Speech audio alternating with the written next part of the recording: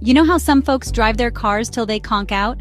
They don't worry about regular checkups or oil changes. That's run-to-failure maintenance in a nutshell. It's a strategy where you let equipment run until it fails. It's letting things run their course until they break down, without any preventive measures. No fancy schedules, no crystal balls predicting the future.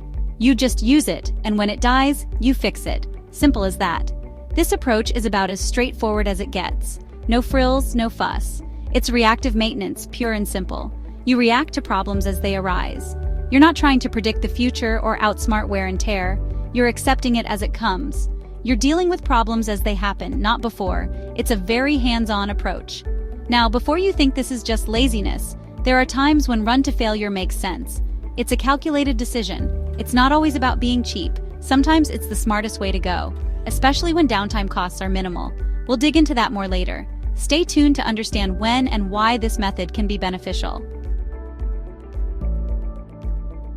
Like any good tool, run to failure has its uses. It's a strategy that can be incredibly effective in certain scenarios, especially when the cost of downtime is minimal or the equipment is not critical to the overall operation. The biggest plus? You squeeze every last drop of life out of your equipment. This means you get the maximum return on your investment, ensuring that every dollar spent on machinery is fully utilized. No premature replacements, no wasted parts. This approach can lead to significant cost savings, as you avoid the expense of replacing parts that still have useful life left in them. It's also the ultimate in simplicity. There's no need for complex planning or scheduling. You just run the equipment until it can no longer function. No need for fancy sensors, complex software, or maintenance gurus on speed dial. This can be particularly advantageous in environments where technical expertise is limited, or where the cost of advanced technology is prohibitive. You run it till it breaks, and then you fix it. Plain and simple. This straightforward approach can be very appealing in certain situations. But hold your horses, because there's a flip side. The biggest drawback? Unpredictability. You never know when a failure will occur, which can lead to unexpected downtime and disruptions. Imagine your production line grinding to a halt because a critical pump decided to call it quits. Not fun. This can lead to significant delays and lost productivity. And then there's the potential for collateral damage.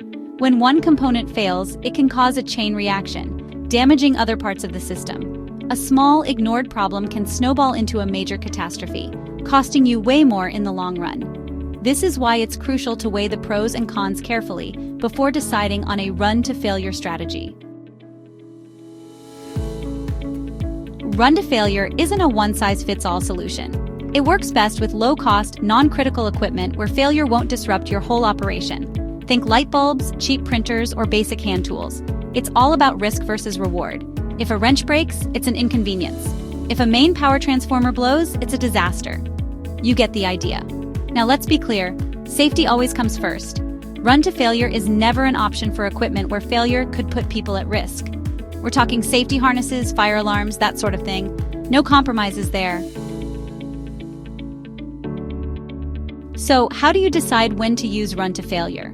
It's a strategy that can save you money, but only if used wisely.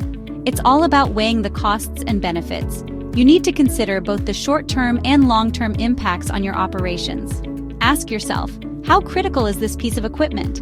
Is it something that your entire production line depends on, or is it a secondary component? What's the cost of downtime versus the cost of preventive maintenance? Downtime can lead to lost revenue, missed deadlines, and unhappy customers. If it's a low-cost item that's easy to replace and its failure won't bring your business to its knees, run to failure might be the way to go. This approach can free up resources for more critical maintenance tasks.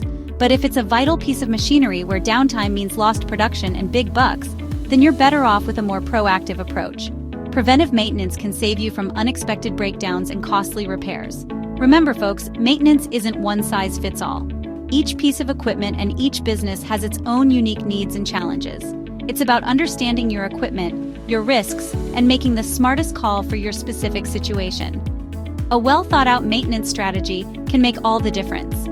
Sometimes letting it break is the right move, and sometimes it's a recipe for disaster. The key is knowing when to use each approach. If you enjoyed this video, don't forget to like and subscribe to our channel for more.